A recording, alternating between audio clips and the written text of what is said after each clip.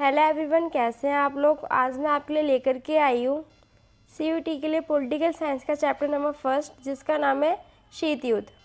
इसमें मैं आपको करवाने वाली मोस्ट इम्पोर्टेंट समरी, जो कि मैंने अपने हाथों से बनाई है और एक एक लाइन अच्छे से देख करके बुक में से मैंने आपके लिए समरी तैयार की है, जो कि आपके लिए मोस्ट इम्पोर्टेंट है और ये आपके सीयूटी के लिए एग्ज़ाम के लिए काफ़ी हेल्पफुल होगा। और मैं इसी चैप्टर की फिर आपको MCQ क्वेश्चंस डाल दूंगी 50, ताकि आपको इजीली समझ में आ जाए समरी के बाद क्वेश्चंस।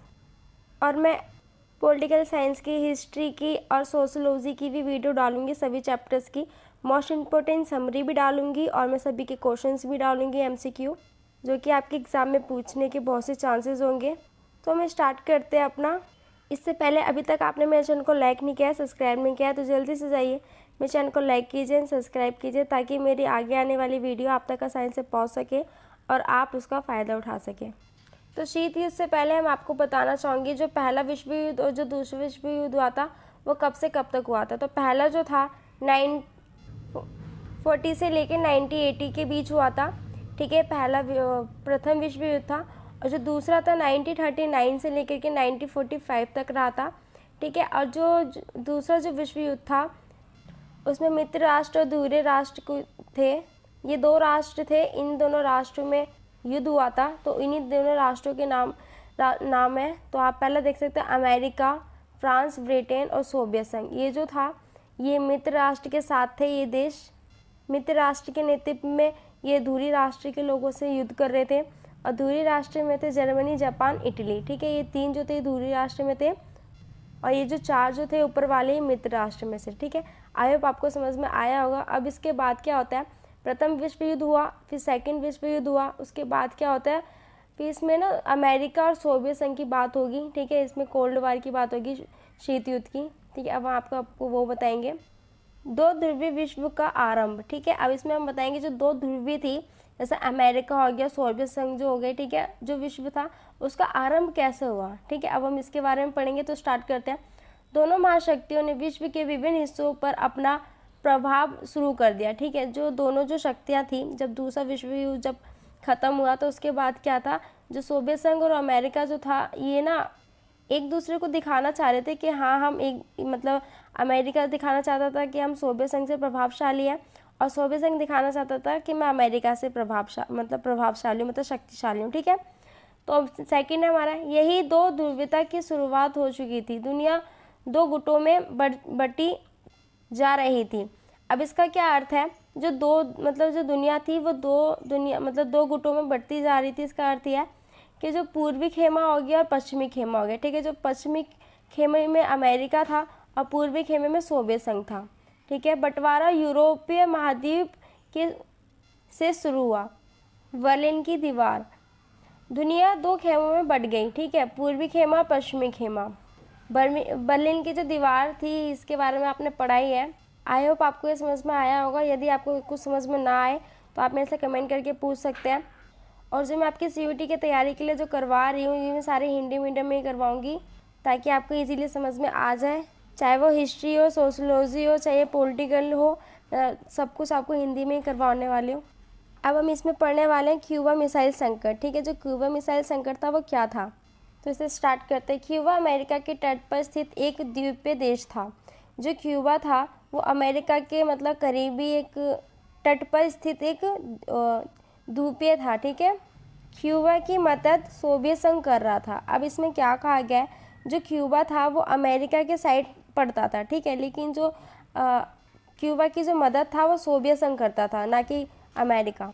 अब इसके आगे हम पढ़ते हैं। 1962 में सोवियत संघ ने क्यूबा पर अपनी परमाणु मिसाइल तैनात कर दी। अब क्या हुआ, 1962 में ना सोवियत संघ ने क्या करा, क्यूबा तो उसी के अंडर में था सोवियत संघ के, क्योंकि जो सोवियत संघ था वो क्यूबा की हर प्रकार से मदद करता था, चाहे वो आर्थिक हो चाहे किसी भी प्रकार की मदद हो, ठीक है। तो अब ना सोवियत संघ ने क्या करा, 1962 में ना क्यूबा पर अपनी परमाणु मिसाइलें तैनात कर दी। और इसीलिए कर दी क्योंकि आपको पता ही है कि वो जो सोवियत संघ है वो अमेरिका को दिखाना चाहता है कि मैं कितना प्रभावशाली हूँ।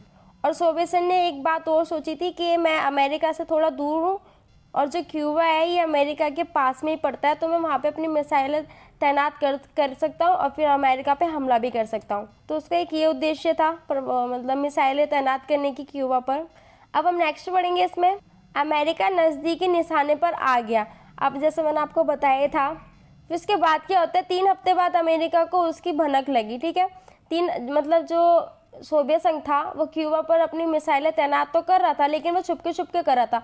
अमेरिका को कुछ नहीं भनक लगी थी, लेकिन 3 हफ्ते बाद ना उसको पता लगा अमेरिका को कि मतलब मिसाइलें तैनात कर रहा है क्यूबा में, हमारे नज़दीक में ही। ठीक है, अब नेक्स्ट है, अमेरिका कुछ भी ऐसा करने से घबरा रहा था। जो अमेरिका जो था वो कुछ भी ऐसा करने से घबरा रहा था जिससे दोनों के बीच युद्ध शुरू हो जाए। वो डर रहा था कि हमारे बीच युद्ध ना शुरू हो जाए, वो इन बात से डर रहा था। और वो इसीलिए डर रहा था क्योंकि जो दोनों ही देश थे, अमेरिका और जो सोवियत संघ, ये दोनों ही प्रभावशाली देश थे। ये जो दोनों देश है सभी प्रकार से संपन्न है, चाहे वो परमाणु से लेकर के किसी भी प्रकार की चाहे चीज़ें हो। ठीक है, तो इसलिए जो अमेरिका था वो डर रहा था कि जो दोनों महाशक्तियाँ ये एक दूसरे से लड़ ना बैठें, और इससे क्या होगा कि दुनिया को बहुत सी समस्याओं का सामना करना पड़ेगा। आगे अब इसमें कैनेडी ने आदेश दिया कि सोवियत संघ के जहाज़ों को क्यूबा तक आने से रोक दिया जाएगा। अमेरिका अपनी गंभीरता दिखाना चाहता था। इस स्थिति में लगा युद्ध होकर रहेगा। अब जब सोवियत संघ ने जब क्यूबा पर जो अपनी मिसाइलें तैनात कर दी और जो अमेरिका ने क्या करा, वो भी अपनी साइड से हथियार लेकर के आगे बढ़ने लगा, तो जो सोवियत संघ और जो अमेरिका थे वो एक दूसरे को रोकने के लिए ना हथियार तैनात कर रहे थे। तो इस स्थिति में लगा था कि जो युद्ध है वो होकर रहेगा। ठीक है, इसी घटना को क्यूबा मिसाइल संकट कहा गया। अगर आपसे पूछा जाए कि क्यूबा मिसाइल संकट क्या किसे कहा गया, तो आप इसे कहेंगे। ठीक है, सारी दुनिया इस भयानक स्थिति से घबरा गई थी। ठीक है, दोनों ही पक्षों ने युद्ध टालने का फैसला किया। आई होप आपको ये समझ में आया होगा। यदि आपको किसी भी प्रकार की दिक्कत हो इन सब में, तो आप मेरे से कमेंट करके पूछ सकते हैं, मैं आपको ज़रूर रिप्लाई दूंगी। मेरी वीडियो में लास्ट तक बने रहिए। काफ़ी मोस्ट इंपॉर्टेंट नोट्स है जो कि मैंने आपके लिए बुक में से निकाले हैं, और ये आपके लिए काफ़ी ईजी भी होंगे। और मैं इसी चैप्टर्स की MCQ क्वेश्चंस भी डालने वाली हूँ जो कि मोस्ट इंपॉर्टेंट है और CET के एग्ज़ाम के लिए मोस्ट इंपॉर्टेंट है। अब इसमें हम पढ़ेंगे महाशक्ति छोटे देशों के साथ गठबंधन क्यों बनाना चाहती थी। जो महाशक्तियाँ जो थी, जैसे सोवियत संघ, अमेरिका जो थे, ये जो छोटे छोटे देश जो थे उनके साथ मतलब अपना गठबंधन क्यों बनाना चाहती थी, उनके क्या कारण क्या थे। तो पहला कारण था महत्वपूर्ण संसाधन। अब वो जो महाशक्तियाँ हैं छोटे छोटे देशों के साथ जब अपना गठबंधन बनाएगी, तो उनके वहाँ पे जो महत्वपूर्ण संसाधन होंगे तो उनका भी इस्तेमाल कर सकती है महाशक्ति। तो पहला ये हो गया। दूसरा सैनिक ठिकाने, तीसरा है भूक्षेत्र, चौथा है आर्थिक मदद। आई होप आपको ये समझ में आया होगा। इसमें कुछ ज़्यादा समझाने की बात है नहीं। इसमें हम पढ़ेंगे अब जापान पर परमाणु हमला। जो जापान पर जो परमाणु हमला जो किया गया था वो क्या था, हम इसके बारे में पढ़ेंगे। अमेरिका ने जापान के 2 शहरों पर परमाणु हमला बम गिराए। ठीक है, जो अमेरिका जो था उसने क्या करा, जापान जो था उसके 2 शहरों पर अपने परमाणु बम गिराए। ठीक है, जो कि पहला बम गिराया था 6 अगस्त 1945 में गिराया था। ठीक है, जिसका नाम था जो शहर था उसका नाम था हिरोशिमा। ठीक है, और जो हिरोशिमा पर जो बम गिराया गया था उसका नाम था लिटिल बॉय। अब दूसरा बम जो था 9 अगस्त 1945 में गिराया था, जो शहर था उसका नाम था नागासाकी। ठीक है, और जो बम गिराया गया था उसका नाम था बम का फैटमैन। और ये दोनों ही जो बम थे इनकी क्षमता थी 15 से 21 किलोटन। अब इसके आगे पढ़ेंगे। इस घटना के बाद अमेरिका की बहुत आलोचना हुई। अमेरिका ने जब जापान के शहरों पर जो बम गिराए थे तो अमेरिका के ऊपर ना बहुत सी आलोचना हुई। ठीक है, जो कि अमेरिका के पक्ष में भी थे और विपक्ष में भी थे। ठीक है, अब हम इसमें आलोचना पढ़ेंगे। जापान आत्मसमर्पण करने वाला था, ऐसे में बम गिराने की आवश्यकता नहीं थी। इसमें क्या कहा गया है, जो जापान जो था वो आत्मसमर्पण जो करने वाला था, लेकिन इस पर बम गिराने की क्या आवश्यकता थी, ये आलोचना की गई है। ठीक है, इसका सीधे सीधे ये है कि जो अमेरिका जो था वो दिखाना चाहता था कि मैं कितना प्रभावशाली हूँ।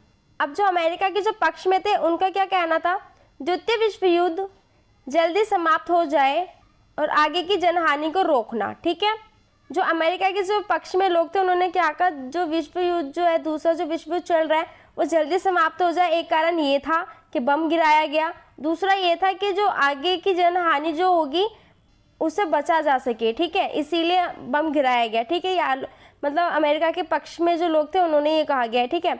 और जो हमला जो किया गया था उसके उद्देश्य क्या थे? अमेरिका सोवियत संघ को दिखाना चाहता था कि अमेरिका ही एकमात्र महाशक्ति है, ठीक है। आई होप आपको समझ में आया होगा। यदि आपको ना आए समझ में तो आप मेरे से कमेंट करके पूछ सकते हैं। मैं आपको काफ़ी ईजी तरीके से समझा रही हूँ। आप मेरी वीडियो तक लास्ट तक बने रहें। और अभी तक आपने मेरे चैनल को लाइक नहीं किया, सब्सक्राइब नहीं किया, तो जल्दी से जाइए मेरे चैनल को लाइक कीजिए, सब्सक्राइब कीजिए। अब हमारा नेक्स्ट है नाटो, ठीक है। नाटो के बारे में पढ़ेंगे इसमें। नाटो का पूरा नाम पढ़ेंगे इसमें, उत्तरी अंटार्कटिक संधि संगठन, ठीक है। अब मैं आपको हिंदी मीडियम में ही पढ़ा रही, तो आपको हिंदी मीडियम में ये समझाऊंगी। तो अब इसकी स्थापना जो थी नाटो की, इसकी स्थापना कब हुई थी अब इसके बारे में पढ़ेंगे। 4 अप्रैल 1949 में हुई थी इसकी स्थापना, ठीक है। और इसमें क्या था, सभी सदस्य मिलजुल कर रहेंगे। और जो अब आगे पढ़ेंगे इसमें नाटो के उद्देश्य, नाटो का जो उद्देश्य था क्या था, एक दूसरे की मदद करेंगे। जो नाटो के अंदर जितने भी देश होंगे वो एक दूसरे की मदद करेंगे, चाहे आर्थिक से लेकर के हो चाहे किसी भी प्रकार से हो, ठीक है। आगे इसमें नेक्स्ट पॉइंट है, अगर एक पर हमला होगा तो उसे अपने ऊपर हमला मानेंगे और मिलजुल कर मुकाबला करेंगे, ठीक है। अब इसमें क्या कहा गया है, जो नाटो में जितने भी देश जो शामिल होंगे उनमें से अगर किसी पे भी एक पे भी हमला होता है तो नाटो के अंदर जितने भी होंगे उन्हें अपने ऊपर हमला मानेंगे और सारे मिलजुल कर फिर जिसने हमला किया है फिर उसके ऊपर हमला करेंगे, ठीक है। इसमें ये कहा गया है नाटो के बारे में। आई हो आपको समझ में आया होगा, यदि ना आया है तो आप मेरे से कमेंट करके पूछ सकते हैं। और इसमें एक चीज़ जो नाटो जो था वो अमेरिका द्वारा बनाया गया था, ठीक है। अब हम आते हैं बारसा संधि, ठीक है। बारसा संधि की स्थापना कब हुई थी? 1955 में हुई थी, 14 मई को हुई थी, ठीक है। और इसमें यही था जो नाटो में था, सेम सब कुछ। सभी सदस्य मिलजुल कर रहेंगे, जितने भी बारसा में सदस्य होंगे वो सारे मिलजुल कर रहेंगे। उनका उद्देश्य क्या होगा? नाटो में शामिल देशों का मुकाबला करना होगा, ठीक है। अगर नाटो से कोई भी बारसा पे हमला करता है तो उनका क्या होगा कि ना नाटो में शामिल सभी देशों का फिर सामना करेंगे, ठीक है। इसमें बस इतना ही था। और बाकी आपको इससे रिलेटेड और भी कुछ पूछना हो तो आप मेरे से कमेंट करके पूछ सकते हैं। नेक्स्ट है वो हमारा गुट निरपेक्षता, ठीक है। जो गुट निरपेक्षता जो थी मतलब ये क्या था, इसमें हम ये पढ़ेंगे। जब विश्व 2 ध्रुवों में बंट रहा था, जब विश्व था जो 2 ध्रुवों में बंट रहा था, अभी मैंने आपको बताया था पूर्वी खेमा और पश्चिमी खेमे में जब वो बंट रहा था, ऐसे में गुट निरपेक्ष आंदोलन ने एशिया, अफ्रीका, लातीनी अमेरिका के नए स्वतंत्र देशों को एक तीसरा विकल्प दिया। अब इसमें क्या कहा गया है, जब द्वितीय विश्व युद्ध जब समाप्त हुआ था फिर इंडिया की स्वतंत्रता हुई, तो ऐसे में क्या था, जो इंडिया जो था ना वो सोवियत संघ की तरफ जाना चाहता था और ना ही वो चाहता था अमेरिका की तरफ जाना, क्योंकि वो सोच रहा था अभी अभी हम आज़ाद हुए हैं और हम अगर अमेरिका या सोवियत संघ के तरफ जाते भी हैं तो हमें इनकी बात माननी पड़ेगी, हमें इनके अधीन रहना पड़ेगा। तो वो नहीं चाहते थे कि अभी अभी हम आज़ाद हुए हैं फिर से हम कैद हो जाए, तो वो नहीं चाहते थे, ठीक है। अपने ऊपर वो किसी भी प्रकार का फिर से शासन नहीं चाहते थे। और जो उनके अलावा जो और भी जो देश आज़ाद हुए थे वो भी ऐसा नहीं चाहते थे। तो इंडिया और बालों ने और भी 5 देशों ने मिलकर फैसला किया कि हम गुट निरपेक्ष बनाएंगे, ठीक है। तो इसमें क्या था, ना ही इसमें सोवियत संघ में जाने की जरूरत थी, ना ही इसमें अमेरिका में जाने की जरूरत थी। नए स्वतंत्र देशों को एक तीसरा विकल्प मिल गया, ठीक है। वो गुट निरपेक्षता में जा सकते थे। अब आगे बताती हूँ। तीसरा विकल्प था दोनों महाशक्तियों से अलग रहना चाहता था। मतलब तीसरी जो वो विकल्प जो था वो दोनों जो महाशक्तियाँ थी उनसे अलग रह सकते थे इसमें, ठीक है। हम तीसरे खेमे में जा सकते थे। अब आगे पढ़ेंगे गुट निरपेक्ष आंदोलन के संस्थापक नेता, ठीक है। जो गुट निरपेक्ष था उसके संस्थापक नेताओं के बारे में उनके नाम पढ़ेंगे, कौन कौन से देश से थे ये भी पढ़ेंगे। ये आपके लिए काफ़ी मोस्ट इंपॉर्टेंट है, इनको आप याद कर लीजिएगा कि आपके सीयूईटी के एग्जाम में मोस्ट इंपॉर्टेंट क्वेश्चंस बन के आ सकते हैं। तो स्टार्ट कराती हूँ मैं इसमें। आपका पहला है युगोस्लावी में जो थे जोसेफ ब्रोज टिटो, ठीक है। भारत से जो थे वो पंडित जवाहरलाल नेहरू थे। मिस्र से जो थे गमाल अब्दुल नासिर। इंडोनेशिया से थे सुक्रो। घाना से थे बामे एनक्रुमा। तो ये 5 संस्थापक नेता थे, ठीक है, गुट निरपेक्ष आंदोलन के। ये आपके लिए मोस्ट इंपॉर्टेंट है, अच्छे से याद कर लीजिएगा। और बाकी आपको इससे रिलेटेड और भी कुछ पूछना हो तो मैं आपको ज़रूर कमेंट करके बताऊंगी, आप मेरे से कमेंट करके पूछ सकते हैं। अब हम नेक्स्ट आते हैं अपने गुट निरपेक्ष आंदोलन का पहला सम्मेलन कहाँ हुआ था, ठीक है, और कब हुआ था और कितने सदस्य थे, हम इसके बारे में ये पढ़ेंगे, ठीक है। 1961 में बेलग्रेड में हुआ था। ठीक है, पहला जो सम्मेलन था वो 1961 में हुआ था और बेलग्रेड में हुआ था। इसमें 25 सदस्य देश शामिल थे। ठीक है, अब नेक्स्ट आते हैं हम गुट निरपेक्ष आंदोलन का 14वां सम्मेलन। ठीक है, इसमें 2006 में हवाना में हुआ था, जो कि क्यूबा में है। ठीक है, अब इसमें सदस्य देश शामिल थे 116, 15 जो थे वो थे पर्यवेक्षक देश। ठीक है, आई होप आपको ये सब कुछ समझ में आया होगा।